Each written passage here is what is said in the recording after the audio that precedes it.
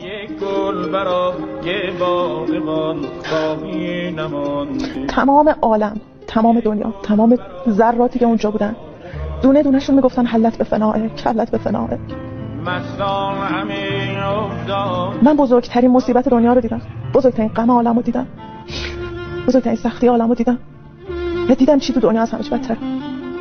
بزرگترین ظلم دنیا رو من دیدم. اتفاقی که تو زندگی من افتاده بود هیچه، اصلا هیچه در برابر اون عظمت، اون مصیبتی که من اونجا درکش کردم. اون تیری که جلوی چشام رد شد، تا پر حیوان روی تیر رو من میدونستم چیه، تا شکل اون رو من میدونستم چیه. چرا دسته بچه که برگشت به عقب، تیری که از سمت چپش وارد شد از سمت راست زد بیرون، من همه اینا رو دیدم، همه شو دیدم. من بزرگترین غم عالم رو دیدم.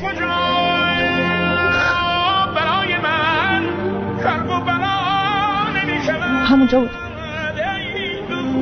با یه سرعت خیلی زیاد برگشتم عقب از همون مسیری که اومده بودم، خیلی زیاد اومدم عقب، اومدم بالا سر خودم وایسادم. یه چیزی تو وجودم به جسمم میگفت چقدر حقیری، چقدر کوچیکی، چقدر بدبختی، چیه؟ دنبال چی؟ تو فکر کردی کی هستی؟ قشنگ یعنی انگار مکالمه من با من بود.